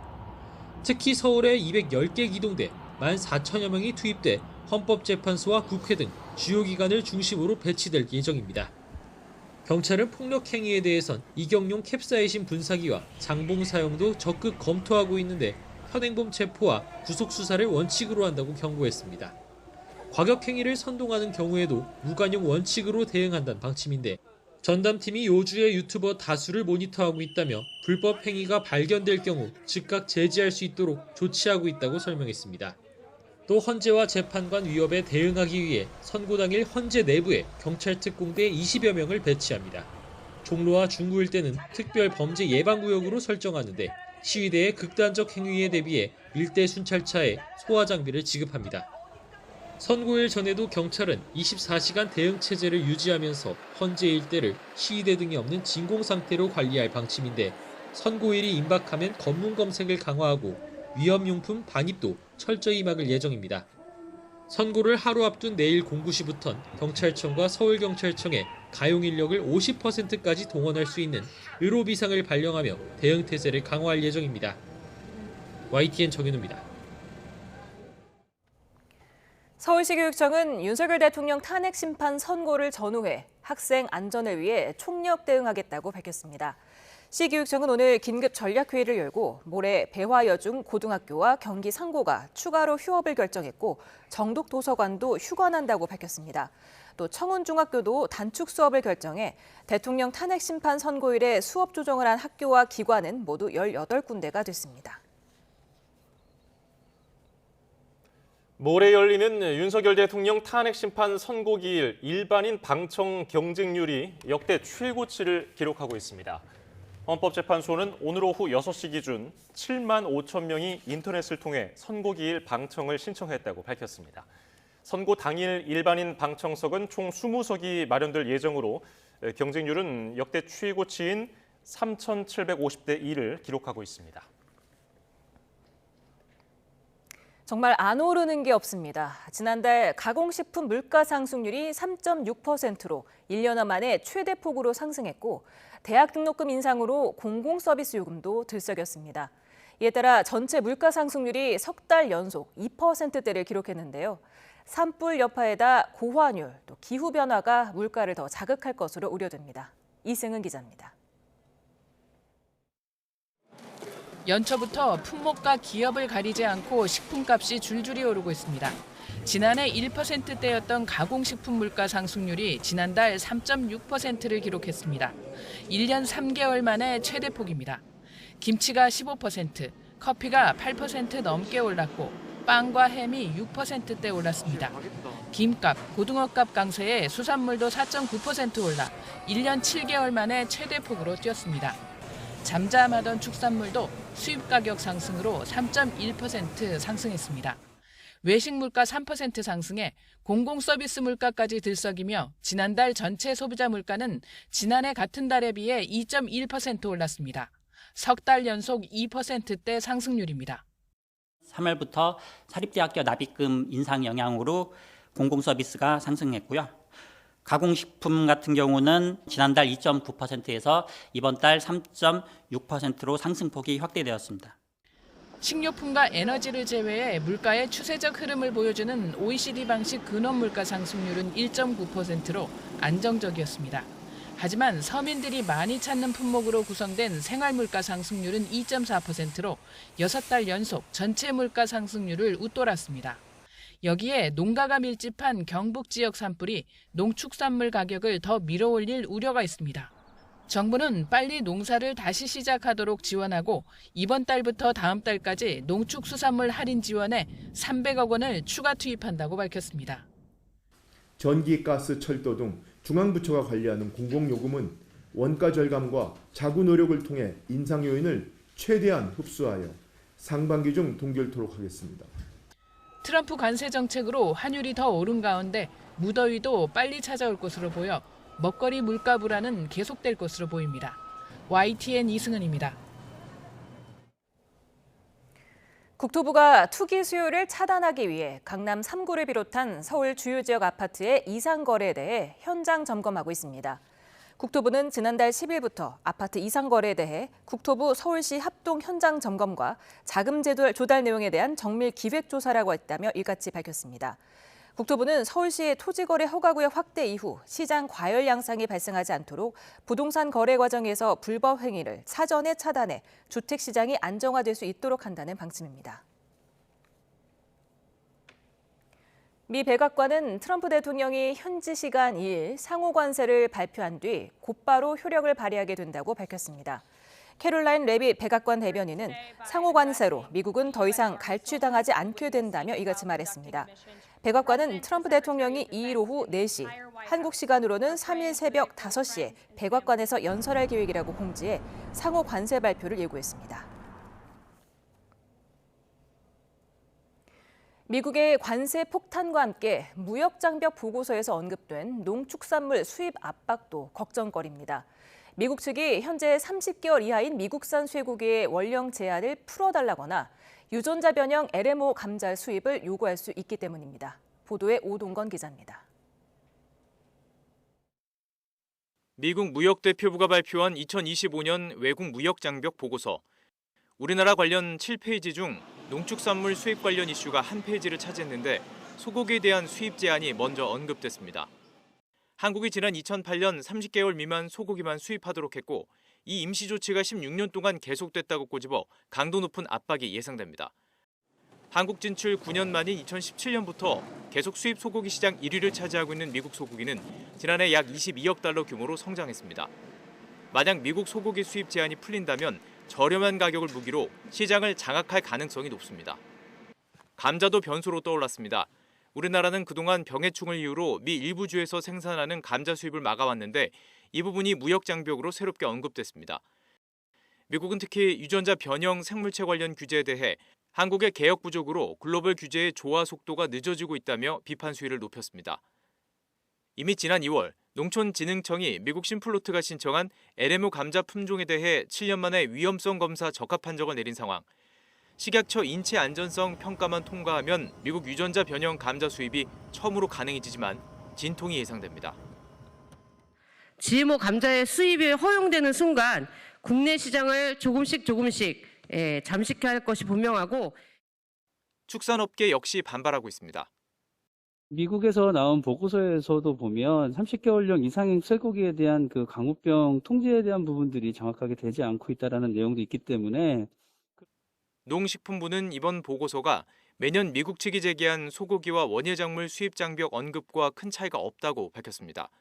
하지만 트럼프 행정부의 보고서라는 점이 가장 큰 변수이기에 정부의 대처가 지나치게 안일한 것 아니냐는 지적도 나오고 있습니다. YTN 오동건입니다. 미 트럼프 행정부의 상호 관세에 일본 정부는 미국을 설득하는 데 총력을 기울이겠다는 기존 입장을 반복했습니다. 제조업 경기 전망이 악화한 가운데 일본 야당은 이시바 정부가 미국과의 교섭에 강하고 적극적인 모습이 보이지 않는다며 연일 공세에 나섰습니다. 도쿄 김세호 특파원의 보도입니다. 미 트럼프 행정부는 상호 관세는 발표 후 즉시 효력을 발휘할 것이라고 밝혔습니다. My understanding is that the tariff announcement will come tomorrow. They will be effective immediately. 이시바 총리는 미국에 대한 설득을 이어가겠다며 기존 입장을 되풀이했습니다. 我が国はアメリカへの最大の投資国でございます。そういうことも踏まえまして、引き続きアメリカに対して我が国の除外を強く求めてまいります。 또 전국에 특별 상담 창구를 설치해 중소기업의 의견을 듣겠다며 사업에 영향이 생길 경우 자금 조달에도 만전을 기하겠다고 말했습니다. 일본 대형 자동차 업체들은 미국 내 재고를 늘리거나 관세 영향을 덜 받는 지역으로 생산 거점을 옮기는 등 타격을 최소화하는 데 안간힘을 쓰고 있습니다. 하지만 짧은 시간에 생산 거점을 옮기는 데는 여러 제약으로 어려움이 큰 것으로 전해졌습니다. 이런 가운데 일본은행이 발표한 3월 전국 기업 단기 경제 관측 조사에서 제조업 경기 전망도 악화한 것으로 나타났습니다. 일본 정치권에서는 야당을 중심으로 캐나다, EU 등에 비해 이시바 정부의 대응이 소극적이라는 비판이 잇따랐습니다. これまでの交渉ではですね、日本の態度というのはよく見えないんですね、他の国に比べて。そもそも2月7日の日米首脳会談 미국의 상호 관세로 일본 실질 GDP 하락률이 최대 3.6%까지 떨어질 수 있다는 전망도 나오고 있습니다. 미국의 상호 관세를 코앞에 두고 있는 일본 정부는 미국과의 교섭을 강조하고 있지만 가시적인 성과를 거둘지는 여전히 미지수입니다. 도쿄에서 YTN 김세호입니다. 산불 피해를 입은 경남 산청에서는 오늘도 잔불 진화 작업이 이어지고 있습니다. 당국이 지원책을 내놓았지만 피해 지역 주민들이 일상을 회복하기까지는 적지 않은 시간이 필요해 보입니다. 박종혁 기자입니다. 산자락이 새카맣게 그을린 임산물 재배 농장. 표고버섯을 키우는 시설을 간신히 지켰습니다. 하지만 15년 넘게 키운 산양삼이나 송이, 더덕 등 각종 약초와 임산물을 심어놓은 곳은 모두 타버려 피해가 큽니다. 산청 방문의 해를 맞아 기대가 컸지만 모두 물거품이 됐습니다. 각종 축제와 행사로 지역민들께서는 이제 많은 주민들이 기대를 하고 계셨는데 대형 산불로 인해서 지금 팔로부터 매출에 영향이 있을 걸로 생각됩니다. 지금 막막한 게 현실입니다. 하지만 넉넉고 있을 수는 없는 일. 주민들은 일상을 회복하기 위해 화마가 휩쓴 터전을 찾았습니다. 팔순을 넘긴 할아버지는 행여 감나무를 되살릴 수 있을까 밭을 돌봅니다. 가만히 있어봐 누가 니 살지도 않고 내가 노력을 해야 되는 게네. 그래서 하고 있는 일이야. 잔불 진화가 완료되지 않아 피해 규모가 아직 정확하지 않지만 지자체는 지원책을 내놓았습니다. 경상남도는 농업인에게 저금리로 돈을 빌려주고 농약 구매비나 가축 입식비 등에도 보조금과 융자를 지원합니다. 산청군도 특별교부세 10억 원을 긴급 투입해 피해 복구를 지원합니다. 피해 가구와 우리 농업인, 임업인들에게 어려움이 없도록 피해 조사를 신속하게 추진하여 우리 국민들의 빠른 일상 회복을 위해 최선의 노력을 다하겠습니다. 화마의 상은 위로 일상을 회복하려는 주민들. 대형 산불로 피해를 입은 우리의 이웃들이 힘을 내어 하루속히 일상을 회복할 수 있길 기원합니다. YTN 박종혁입니다. 경북 북부를 덮친 산불에 동해안을 비롯해서 청송, 주황산 국립공원 등 지역 관광 산업도 큰 충격을 받았습니다. 행락철이 본격 시작됐지만 여행객 발길은 뚝 끊겼고 펜션 같은 숙박시설마저 불타서 생계를 걱정해야 할 처지입니다. 이윤재 기자가 다녀왔습니다. 앙상하게 뼈대만 남은 건물이 여러 채 줄을 이었습니다. 형체도 알아보기 어려울 정도로 불타 무너져버린 곳도 셀 수 없을 만큼 많습니다. 여행객이 찾아와 여유를 즐기던 펜션 단지는 이제 폐허가 됐습니다. 동해바다 멋진 경치를 배경으로 지어진 펜션이 모여 있는 곳입니다. 하지만 산불의 습격을 받으면서 건물은 모두 부서지고 구겨졌습니다. 관광객 발길도 뚝 끊겼습니다. 날이 풀리며 본격적인 행락철이 시작됐지만 산불 피해를 본 곳에 놀러 가는 게 민폐라는 생각에 고개를 돌린 겁니다. 관광 수입에 기대 살던 주민들은 그저 앞길이 막막하기만 합니다. 지지난주 상황보다는 진짜 한 70%가 매출이 떨어졌습니다. 지금 찾아오셔가지고 저희들 지역에 또 보시고 그다음에 식사도 하시고 주무시고 이런 게 저희들한테 큰 도움이 되겠습니다. 의상대사가 창건한 거로 알려진 천년 고찰 의성 고운사. 현대식 건물 한두 채만 남고 전통 양식 목조 건물은 모두 사라졌습니다. 아쉬운 마음에 발길을 찾지만 이제 더는 지역 명소의 명맥은 잃게 됐습니다. 의성, 안동, 영주를 아우르는 교구 본사였는데 너무 가슴이 아픕니다. 천연 고찰이 이건 나무는 또 새로 키우면 되지만 이건 새로 만들 수가 없잖아요. 경북 동해안과 의성 고운사 또 청송 주황산 국립공원까지 산불 피해를 본 관광 명소가 한두 곳이 아닙니다. 하지만 주택 피해 등 당장 주거 지원에 힘을 쏟는 상황에 재난복구 우선순위에도 밀리면서 지역 관광업계는 존폐 위기에 처했습니다. YTN 이윤재입니다. 산불 피해를 본 농가 가운데 피해율이 50% 이상인 경우 정부가 생계비와 학자금을 지원하기로 했습니다. 피해율이 50% 이상인 농가는 생계비의 경우 2인 가구 기준 120만 원, 4인 가구 기준 187만 원을 받을 수 있고 학자금은 한 학기에 한해서 100만 원을 지급하기로 했습니다. 이 밖에도 정부는 각 농가의 피해 농작물 농약값과 시설 복구비 등 294가지 항목에 대해 지원하기로 했습니다. 또 특별재난지역 농가에는 각종 세금과 전기요금, 건강보험료, 통신비 등 36개 요금 납부를 유예하거나 감면해 주기로 했습니다. 미얀마를 강타한 지진의 공식 사망자 수가 3,000명에 육박하는 가운데 여전히 무너진 건물에는 손도 대지 못하고 있습니다. 살아남은 주민들은 물과 전기 공급이 끊긴 상황에서 다시 생존을 걱정해야 하는 처지로 내몰리고 있습니다. 보도에 유투권 기자입니다. 무너진 건물 아래서 91시간을 버틴 60대 여성이 기적적으로 구조되는 순간입니다. 하지만 지진 발생 엿새째로 접어들면서 실종자의 생還가능성은 크게 희박해졌습니다. 건물 만여 채가 파괴된 것으로 추정되는 가운데 얼마나 많은 사람이 묻혀 있는지 파악조차 되지 않고 있습니다. 진앙에 인접한 사가잉을 포함해 반군이 장악한 지역은 군사정권의 통제로 접근도 어려운 상황입니다. 구조 현장에는 점차 악취가 진동하고 있습니다.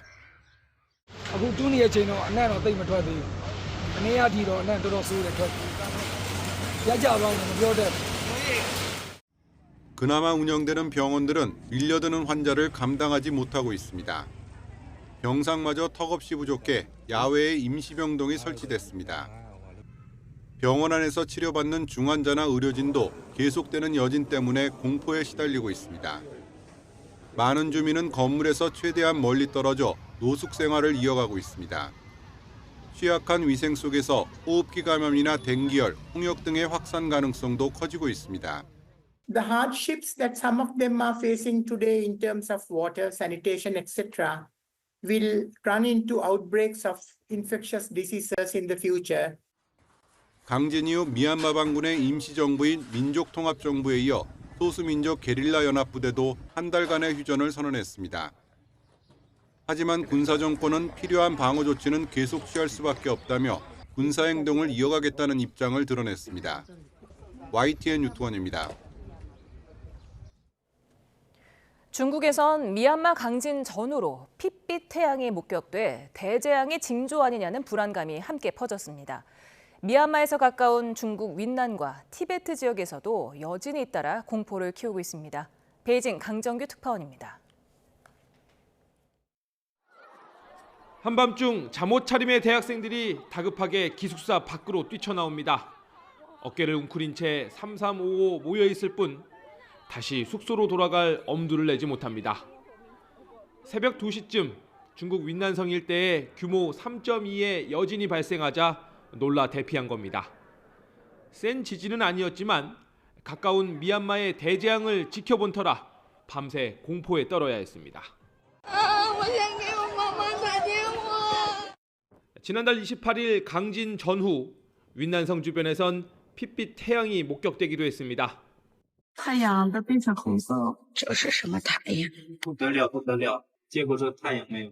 유독 붉게 물든 하늘이나 큰 새떼의 이동을 촬영한 영상도 속속 공유되고 있습니다. 대재앙의 징후 아니냐는 불안감이 함께 퍼져나갔습니다. 그러자 중국 기상당국은 태양광 산란에 따른 현상일 뿐이라며 진화에 나섰습니다. 농번기를 앞두고 각지에서 밭을 태우면서 생긴 분진에 붉은 빛만 도드라진 탓이란 설명입니다. 只有红光可以透得过来，我们可以看见一个血红的太阳，是一种不太常见的普通现象。 미얀마에서 규모 7.7 강진이 발생한 날 중국 윈난성에서도 건물 847채가 파손되고 2,840명이 대피한 거로 집계됐습니다. 베이징에서 YTN 강정규입니다. 논란에 휩쓰인 배우 김수현 씨 측이 사생활 폭로를 이어가는 유튜브 채널 운영자를 상대로 추가 법적 조치를 했습니다. 김수현의 소속사는 어제 유튜브 채널 운영자 김모 씨를 스토킹 처벌법 위반 혐의로 추가 고소 고발했다고 밝혔습니다. 소속사는 해당 채널이 지난달 10일 첫 방송을 시작한 이래 31일까지 단 하루를 제외하고 김수현 관련 사진과 영상을 살포하고 허위 사실을 유포했다고 설명했습니다. 경기 남부경찰청 수사전담팀은 경기 안성고속도로 교량 붕괴 사고와 관련해 시공사인 현대엔지니어링 직원 2명과 발주처인 한국도로공사 직원 2명을 업무상 과실치사상 혐의로 추가 입건했습니다. 이들은 교량 구조물이 무너진 것과 관련해서 현장 관리와 감독 의무를 제대로 하지 않은 혐의가 있습니다. 사고와 관련해서 입건된 사람은 모두 7명으로 늘었는데 경찰이 발주처인 한국도로공사 관계자를 입건한 건 이번이 처음입니다. 지난해 말 무안공항에서 일어난 제주항공 여객기 참사와 관련해서 피해를 키운 원인으로 지목된 방위각 제공시설 로컬라이저 개선 사업이 시작됩니다. 한국공항공사는 공항 7곳의 방위각 시설 안전성 개선을 위한 사업에 본격 착수했다고 밝혔습니다. 특히 참사가 발생한 무안공항을 가장 먼저 설계해서 개선 사업에 우선 착수하고 다른 공항 개선 사업도 연말까지 완료할 예정이라고 덧붙였습니다.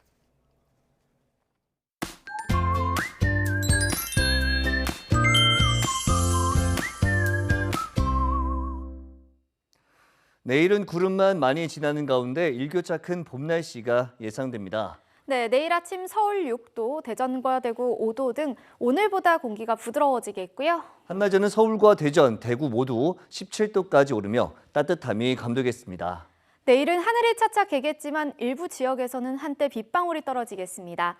이렇게 빗방울 정도에 그치면서 대기의 건조함은 계속될 것으로 보이니까요. 계속해서 화재 예방에 주의하시기 바랍니다.